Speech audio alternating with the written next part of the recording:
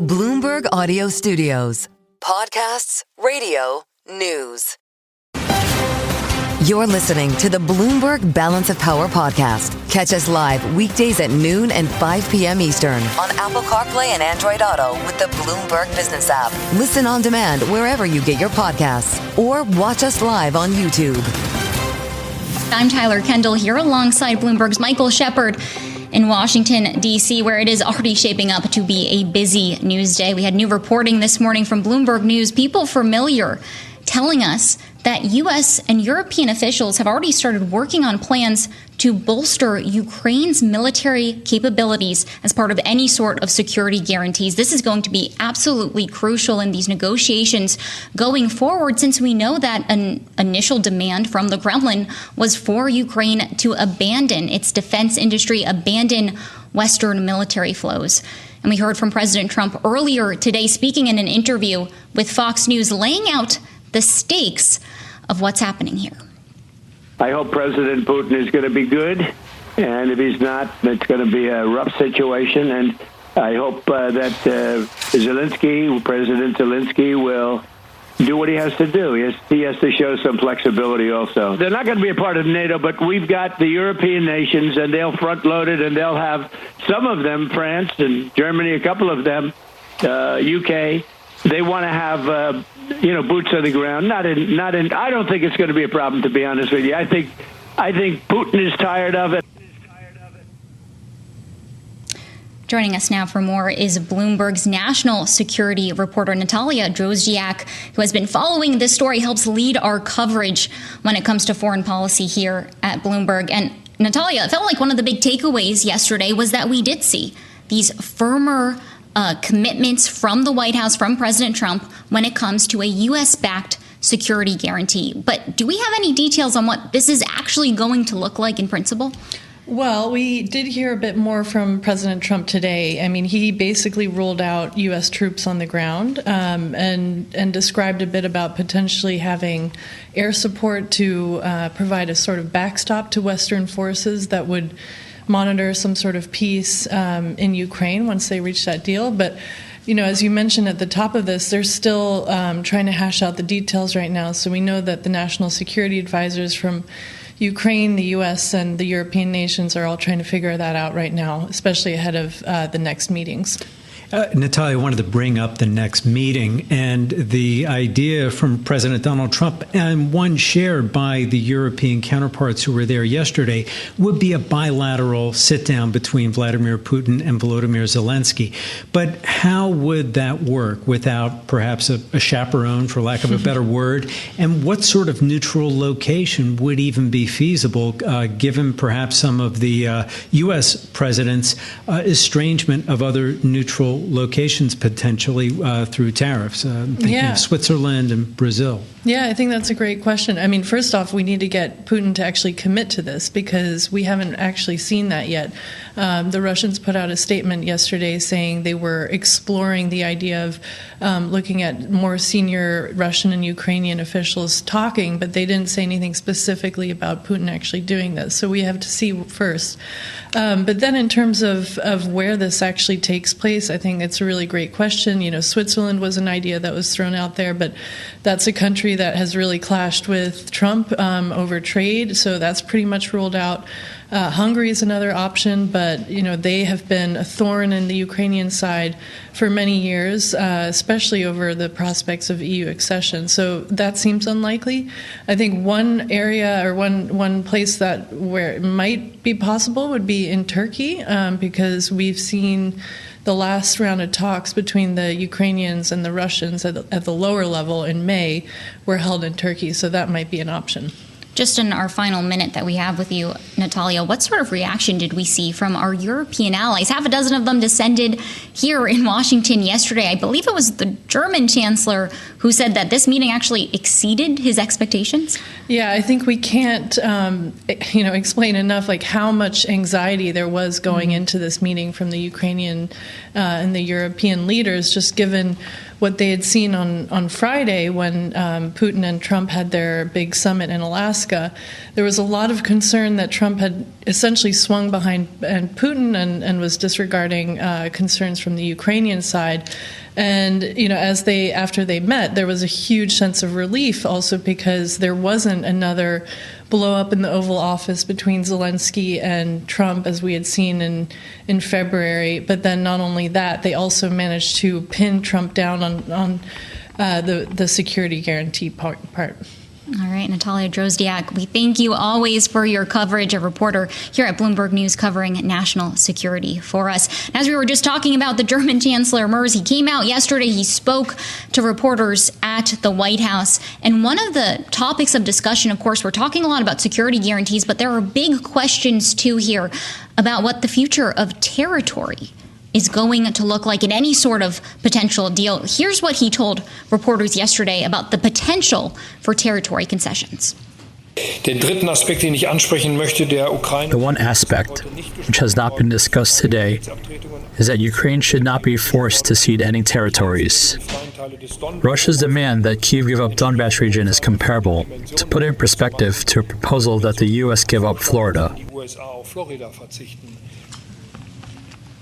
We're joined now by Sir Peter Westmacott, former UK ambassador to Turkey, France, and the United States, and now a senior advisor at the Royal Institute of International Affairs in London. Sir Peter, thank you for being with us today.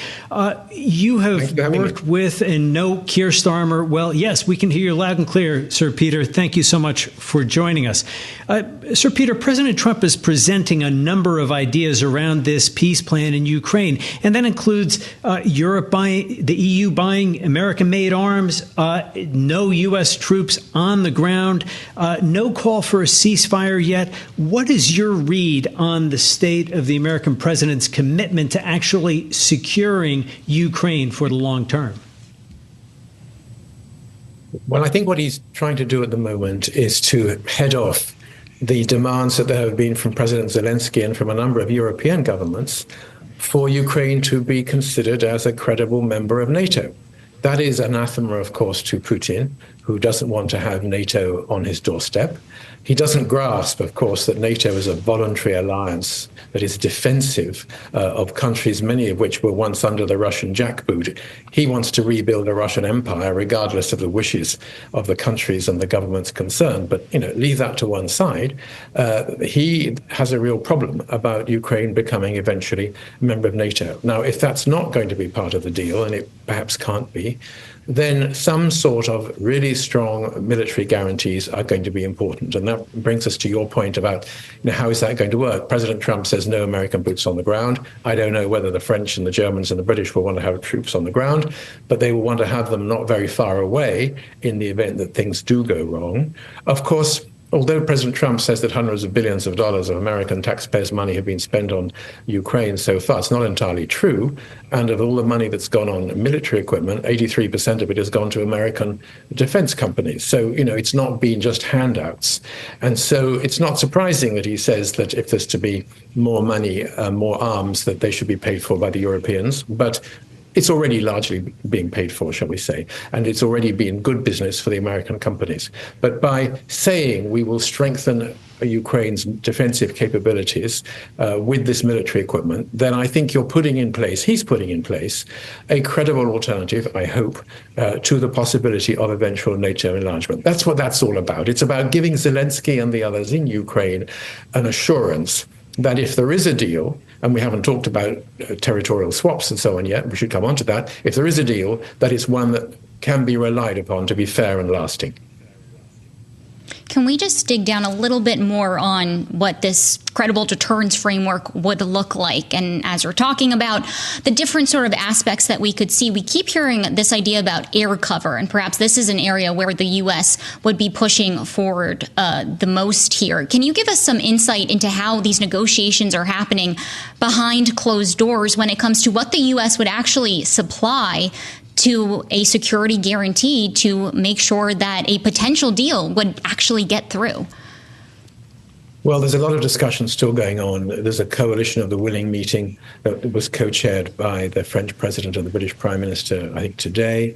There are military chiefs getting together in Washington. I think there's a lot of the detail of what it really means that has got to be worked out.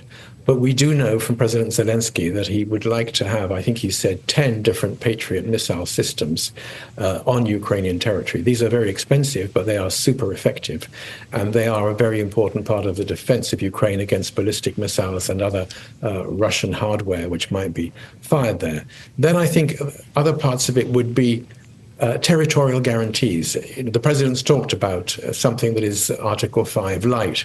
In other words, an attack on one country is an attack on us all. That is to say that if Ukraine was attacked, then the coalition of the willing, if not NATO members themselves, would regard it themselves as duty-bound to come to help Ukraine. But there's an awful lot of detail on this military side that's got to be hammered out, and I'm not sure that President Trump is very clear where he wants it to be, but he has understood that there will not be a deal unless there is something like that, and there is an arrangement whereby Ukraine can have its own credible military deterrent and equipment to withstand any further attacks. Because ultimately, nobody trusts Putin to keep his word. Perhaps President Trump does, but nobody else does. Anyone who's dealt with him knows that, as we saw on the eve of the invasion of Ukraine, he lies through his teeth. So there's got to be something which is, pretty strong, pretty credible, if the Ukrainian people and the Ukrainian government are to go along with it. Sir Peter, one thing President Donald Trump has made clear is his desire to move very quickly with this, and outlined together with European leaders yesterday a timetable of perhaps a bilateral meeting between the Russian and Ukrainian leaders within 2 weeks, and perhaps a trilateral meeting, including him, within 3 weeks. Is that overly optimistic, and what are the risks of moving at this pace? Well, one of the benefits of having somebody like President Trump in the Oval Office is that he likes to move fast. Look at all the different things that he's done since he became president. Some of it we may like, some of it we may not. But he doesn't hang around.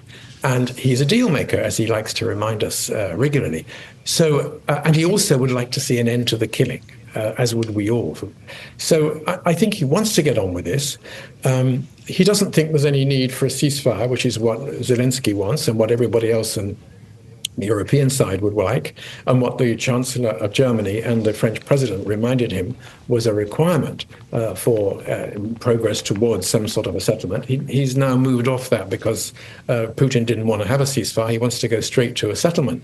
But to do a settlement in very short order, when you're talking about territorial issues and guarantees and Putin's desire, frankly, to dismantle the entire post-Cold War European order, that's going to be very difficult, and that's a real problem.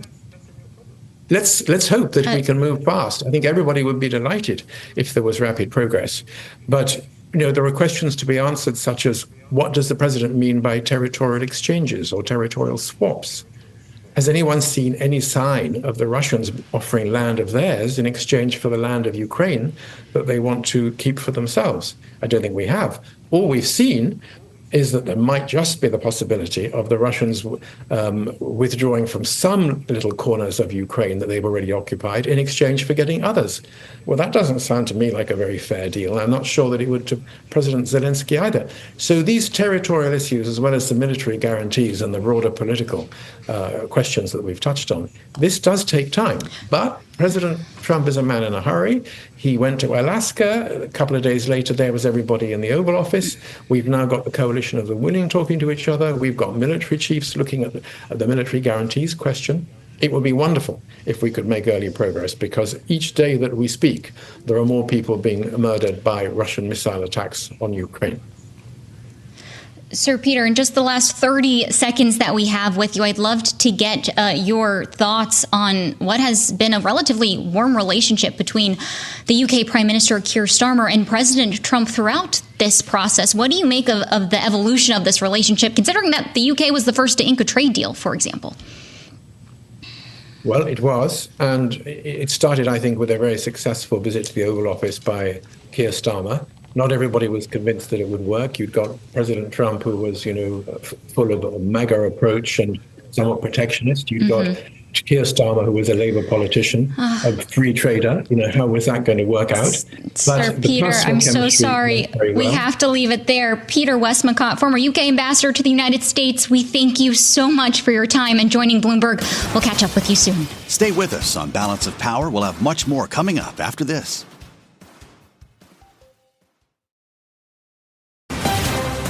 You're listening to the Bloomberg Balance of Power podcast. Catch us live weekdays at noon and 5 p.m. Eastern on Apple CarPlay and Android Auto with the Bloomberg Business app. Listen on demand wherever you get your podcasts or watch us live on YouTube. Tyler Kendall here alongside Michael Shepard in Washington. But we're now going to go to a story that's going to take us to Wyoming, because that's where Federal Reserve Chair Jerome Powell will be in the spotlight later this week when he gives remarks at the Kansas City Fed's annual Economic Policy Symposium. That's where we find Bloomberg's international economics and policy correspondent Michael McKee, who's already there on the ground for us in Teton Village, Wyoming. And Mike, earlier today, you sat down with the Fed Vice Chair of Supervision, Michelle Bowman, who told you that she has a lot on her plate at the moment. What did we learn about how she's balancing priorities? Well, for right now, she says she's focusing on the regulatory issues instead of on whether or not the president is interested in making her the chairman to replace Jay Powell when he leaves office in May, or to focus on monetary policy. Now, she did confirm that she hasn't changed her mind on the idea of rate cuts, that rate cuts should go ahead in September and all three remaining meetings this year. But she said the most important thing for her is getting some of these legislative proposals through. One of the ones she's talking about now is the supplementary leverage ratio. Another is the Basel III reforms. The Biden administration had put out a 1,000-page document on that the Fed has basically recalled and is rewriting under her. And then debanking, an issue for the people here where we are today.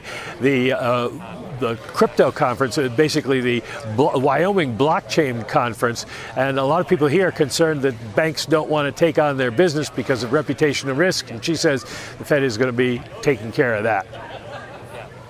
Mike, widening the angle from the conversation with Michelle Bowman, what are you expecting to hear from Fed policymakers and other attendees there in Jackson Hole when it comes to tariffs and the impact on the economy and how that may be influencing the September rate decision, which some are looking at as a possible cut?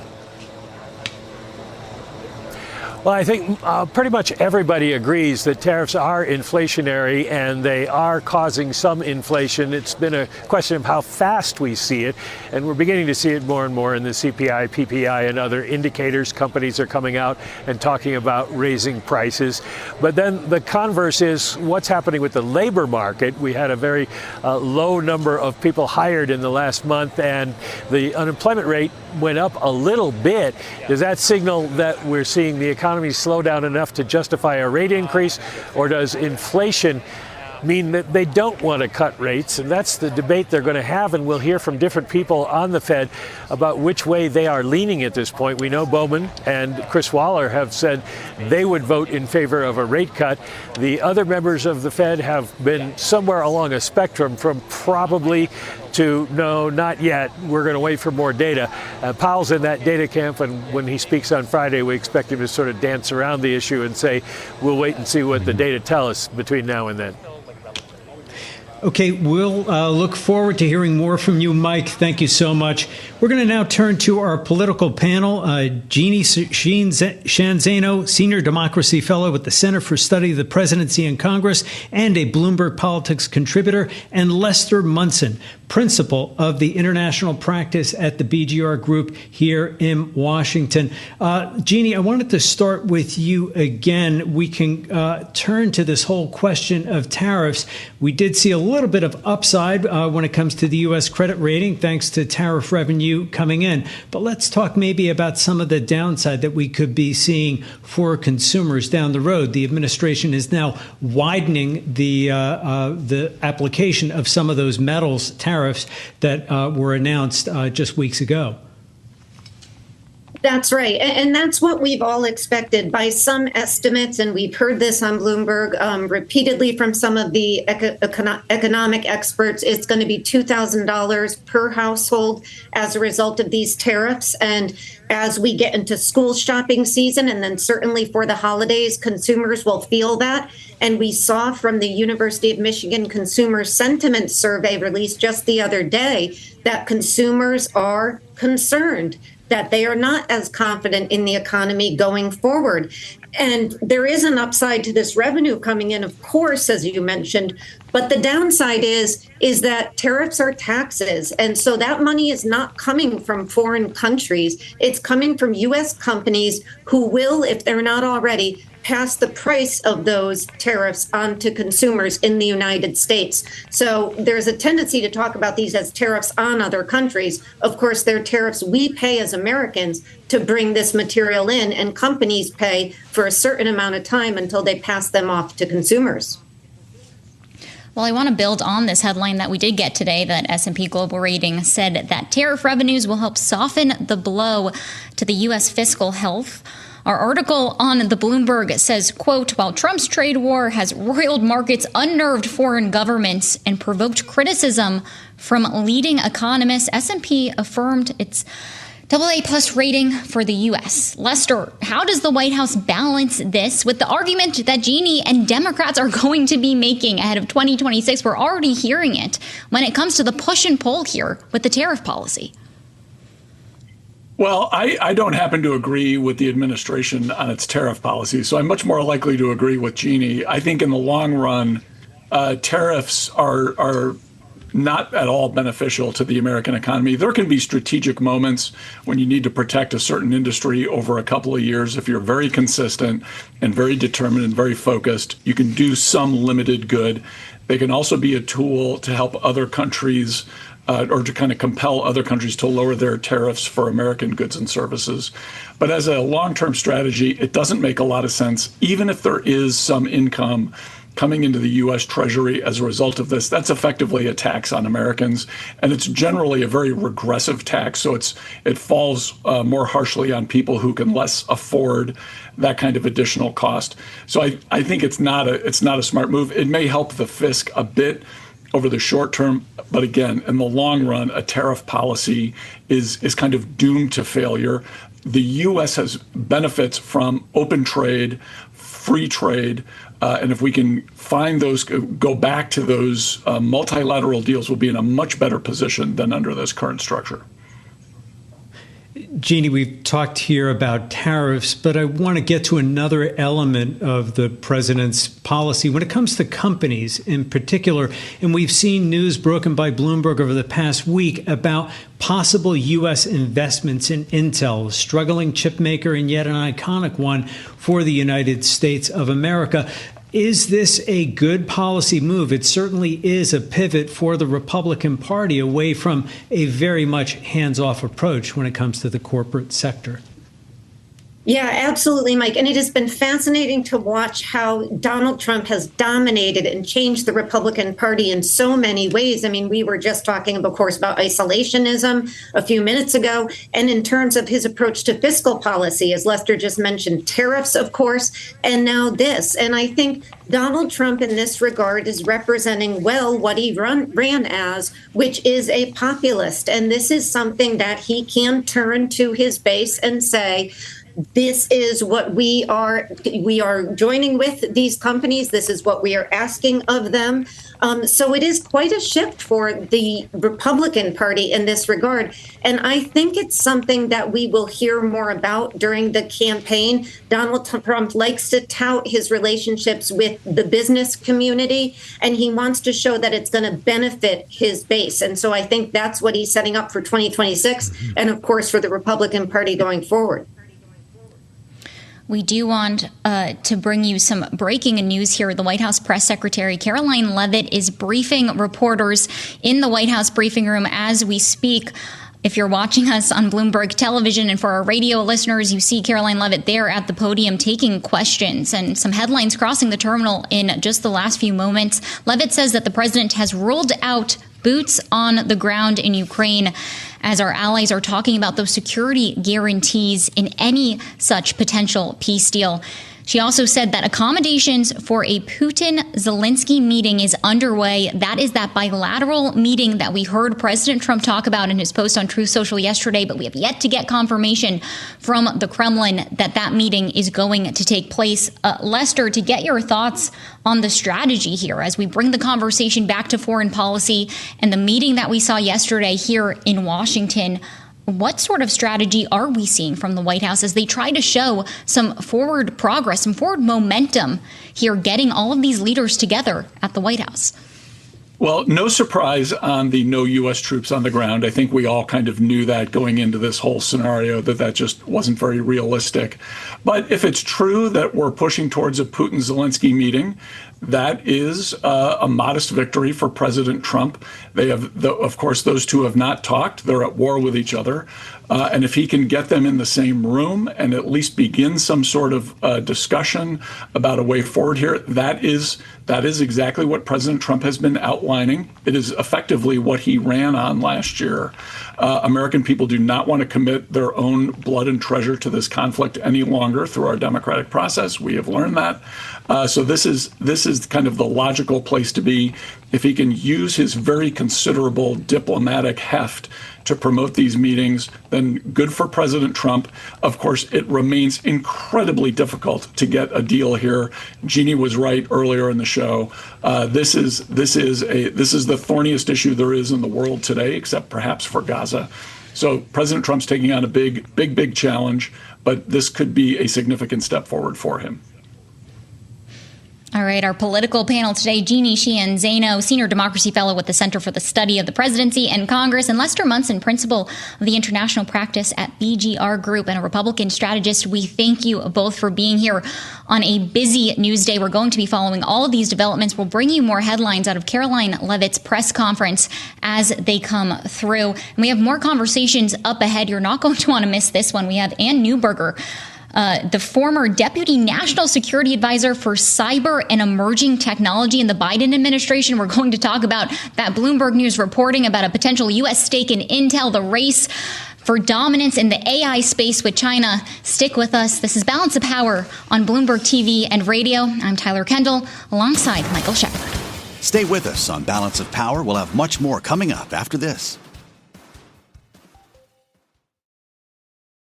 You're listening to the Bloomberg Balance of Power podcast. Catch us live weekdays at noon and 5 p.m. Eastern on Apple CarPlay and Android Auto with the Bloomberg Business app. You can also listen live on Amazon Alexa from our flagship New York station. Just say, Alexa, play Bloomberg 1130. The markets and Washington watching this big story today when it comes to Intel. Commerce Secretary Howard Lutnick confirming a Bloomberg News scoop that discussions are underway between the U.S. and Intel for the government to take a stake in the chip maker, casting the plan as a bid to convert CHIPS and Science Act grants into equity. This would be a big step. This could bolster the company's finances at a time when we've seen Intel has been slashing spending and cutting jobs. And lucky for us, my co-host today is Michael Shepard, who happens to be our expert when it comes to the industry. He is our senior editor for tech and strategic industry. So Mike, what do we have to know about this potential deal, particularly how it's structured here? How is this unique? Well, the structure, it remains a bit fluid, but our understanding is that they intend to take some of the money that was going to be allocated over time to Intel as part of the CHIPS Act and do it much more quickly and give the government in return an equity stake in the company. And that would amount to about 10% of Intel. And it would make the U.S. the largest shareholder in this iconic chip maker, the one that really put the semiconductor industry on the map and, coined in a way the word Silicon Valley. If you think about it, Tyler, it really is an iconic venture. And it's one that the U.S. and certainly the Biden administration administration also made its own efforts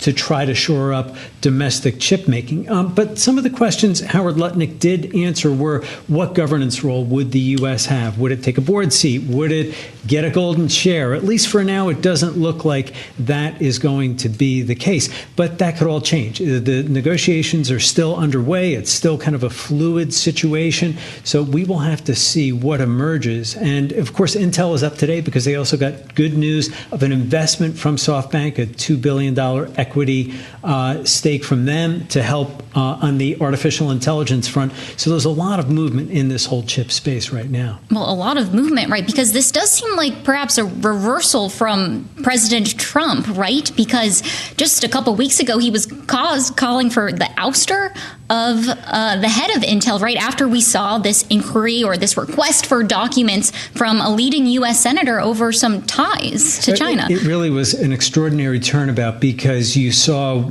within a matter of days the president pivot from calling essentially for Lip Bhutan, the Intel CEO, to resign, to then welcoming him to the White House and then essentially calling him a great leader and a great CEO, embracing whatever vision he may have presented to the president about turning the company around. And yet the turnaround that Lip Bhutan is pushing may not comport entirely with the U.S. effort to try to get more investment in the chip industry. It's an expensive proposition, and it also requires a lot of customers for Intel. So this is a major challenge for the company and for the government, and we'll have to see what tension there is between the two. And we're pleased today to be joined by Ann Neuberger. She is the Payne Distinguished Lecturer at Stanford University and a former Deputy National Security Advisor in the Biden administration for cyber and emerging technology. And thank you so much for joining us. And we do want to stay on our main story of the moment in this area of tech with Intel. The question I have for you is, what are the risks of the U.S. actually taking a stake in such a critical company and essentially becoming an owner and owning whatever problems it may have? Good to be with you, Mike. Thank you so much. So the core risk is that it doesn't achieve the overall goal. What's the overall goal? I think we know that the global semiconductor supply chain is both fragile and concentrated.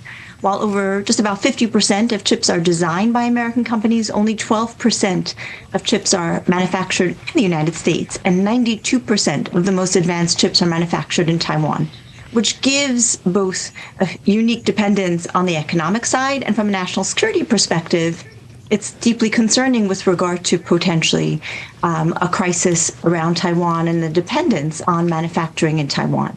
So the goal of a U.S. investment would be to essentially help in this strategic sector, help the company be successful because having domestic U.S. manufacturing is so critical because of the range of uses of semiconductors, from defense and military to critical infrastructure, all the way through to connected toys our children play with. And at the same time that we've seen the Trump administration discuss whether to buy a portion, in essence, of Intel, we've also seen them open the door, essentially, to NVIDIA to resume sales of some of its AI chips to China, and perhaps even sell a downgraded version of its more advanced Blackwell AI chip to Chinese customers. Is this a good idea? The Trump administration certainly thinks so in terms of disseminating the U.S. tech stack, but what are the risks embedded in that strategy?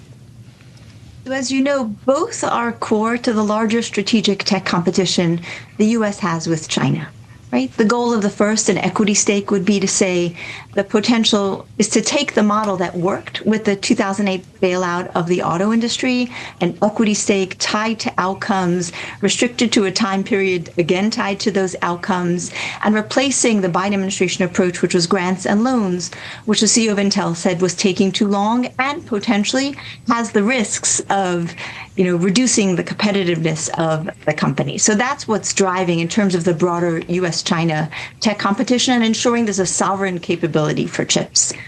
On the high end, NVIDIA chips and AI is a strategic arena, both because of the application of AI for military and intelligence capabilities, as well as the broader economic competitiveness that we believe AI over time will drive across industries. So as a result, currently, the highest end U.S. chips manufactured for AI are manufactured in the U.S. And balancing providing them to China or whether broader uptake of the U.S. AI stack would drive global development on U.S. chips is the trade-off the Trump administration has been thinking about and making. A number of people criticize the decision to provide highest-end chips to China because of a concern it'll advance Chinese military capabilities. Certainly, the CEO of NVIDIA makes the case that it'll deepen global reliance on the U.S. tech stack for this critical new industries being built on AI. We do want to bring in some breaking news headlines from the White House press secretary, who has now concluded her briefing at the White House. But as we're having this conversation, she was also having this conversation with reporters commenting on this story on Intel, saying that the Commerce Secretary, Howard Lutnick, is currently ironing out the details of that deal. She said that it is a creative idea, in her words, as we try to glean some more details about what its structure is actually going to look like. And she adds that President Trump's interest in this really does have to do with reshoring manufacturing. To build on this conversation, and can you just give us a little bit more context here about the urgency that the U.S. is facing when it comes to competitiveness in this space, and how the White House is dealing with those different factors here to try to strike a balance between making sure that our producers or companies have enough time to move their supply chains, but also keeping up with this idea that we are in this race with China? Absolutely. So the core issue is around manufacturing of advanced edge semiconductors, and that's where there is an urgency in changing Intel's course. Intel's facility foundry plant in Ohio has been delayed until 2030. So accelerating the time frame for foundry capabilities so there is a backup in the United States is key. With that said, chips are components used across industries. Companies have supply chains, so having more reliance and understanding of when chips will be available in the U.S., at what quantities, frankly, at what sizes, larger end, which are used in consumer products, all the way through the most refined, smaller semiconductors, which are used in high-end products. So really having a knowledge of helping Intel meet its timelines and tying potential equity stake to those timelines also would give greater assurance to the number of sectors relying on chips, because so much of manufacturing is still just in time and needs to rely on knowing when chips will come where. And I wanted to pivot a little bit to the other area of your expertise, and of course that is cybersecurity. And I wanted to ask you about how much artificial intelligence is changing the game when it comes to both defensive and offensive cybersecurity operations. It's a game changer across both. First, it's always easier to be on attack than defense, right? An attacker has to find one way in. A defender has to be monitoring every virtual door and window. What we're seeing now on the attack side is more attackers leveraging it for spear phishing, very focused emails that get people to click on them that are often the first point of entry and compromise, making them more believable. We're seeing that on offense. I think we also can anticipate that we'll see more advanced attacks, multi-stage attacks that use AI to adjust as a defender tries to defend.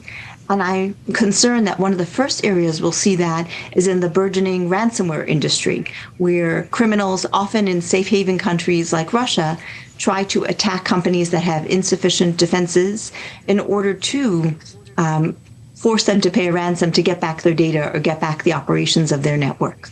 On the defense side, AI can be a game changer in terms of actually helping identify misconfigurations in a network, making sense of firewall logs that are often hard to parse, and automating a lot of the manual work around cybersecurity. We're just seeing companies build in AI for defense. Google announced, they had used an AI capability to find a major vulnerability in one of their products and patch it. DARPA at the recent Hackers Conference announced the second phase as well of using AI to not only find but patch vulnerabilities. So the race is on. It'll advantage both. And I think the race is really on to see which one advances further. Well, to put a finer point on this, Anne, you had a really fascinating piece in Foreign Affairs earlier this month, and I want to pull a quote from it. It's titled that China is winning the cyber war. And you write that China's cyber dominance extends well beyond telecommunications espionage, going on to say these intrusions show little evidence of traditional intelligence gathering. In your view, in your expertise, what is the biggest, most urgent action that the U.S. government could take right now to fend off these threats when it comes to competition with China? Fundamentally, using AI for defense. So we're in a battle between democracies like the U.S. and authoritarian countries like China. In democracies, traditionally, governments haven't monitored the critical power, water, and pipelines that underpin American lives because they're privately owned. And traditionally, governments haven't monitored privately owned networks. In countries like China, not only are pipelines, water, and power companies often state-owned enterprises, but China has a great firewall where they monitor for both surveillance, obviously, of their citizens, but also for cyber attacks, and they can block those attacks in line. So the asymmetry between the models means that in the U.S., we are at a disadvantage. We need to use AI to find and fix the most critical vulnerabilities in our critical infrastructure that Americans rely on. AI gives us the way to pull that data together, simulate attacks, and make the investments most purposeful for the attacks that could actually disable large amounts of critical infrastructure. So that could work within our model in a partnership between government, agencies like the Department of Energy, building digital replicas of our energy grid to model attacks, and then work with companies to fix the most critical vulnerabilities. All right. Anne Neuberger, Payne Distinguished Lecturer at Stanford University and former Deputy National Security Advisor for Cyber and Emerging Technology in the Biden administration. We thank you so much for your insight and that fascinating conversation about the competition with China when it comes to artificial intelligence. Thanks for listening to the Balance of Power podcast. Make sure to subscribe if you haven't already at Apple, Spotify, or wherever you get your podcasts. And you can find us live every weekday from Washington, D.C. at noontime Eastern at Bloomberg.com.